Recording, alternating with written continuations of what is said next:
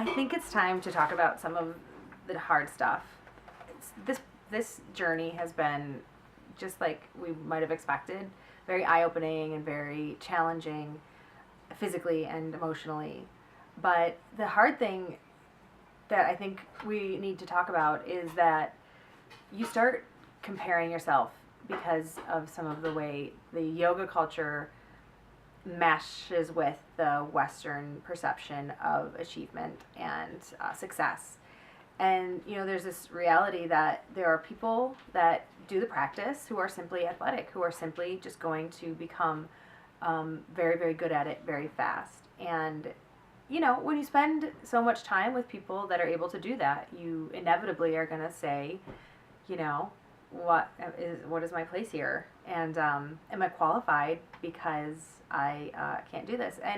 And part of the teaching is to learn how to accept that and to learn how to move past that. But I'd be lying if I said that here we are, 8 or 9 weeks into the program, and I'm not having those feelings, especially when, you got a little extra junk in the trunk. you get a little more.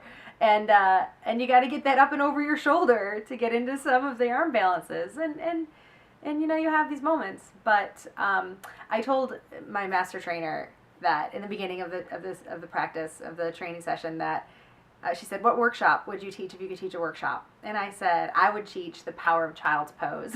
And I was thinking about how would I say this to somebody? I thought, okay, so you have the spectrum, right? You have the first, the beginner to the middle practitioner of the people that are just trying to survive, and then you have people from here over here who maybe have had athleticism in their past and who really embrace the physical side of practice.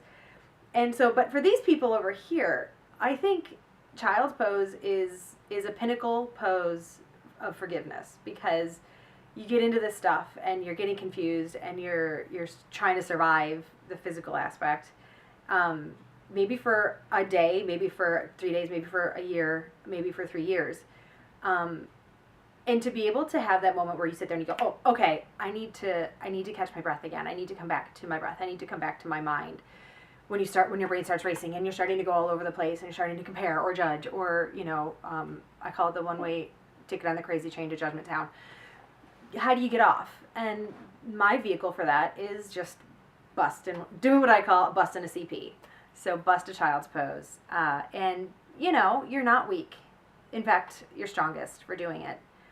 And that's really something that I believe very deeply. And I think that for me, it's also something that provides access to the deeper side of meditation, because you're able to interrupt negative thought patterns and take a deep breath and slow down and back up. And so maybe that's helpful for other people to know. Here I am 143 hours into becoming a teacher, getting very strong physically, and being broken down emotionally. And so I'm human. So thanks, guys. Love you. Talk to you later. Bye.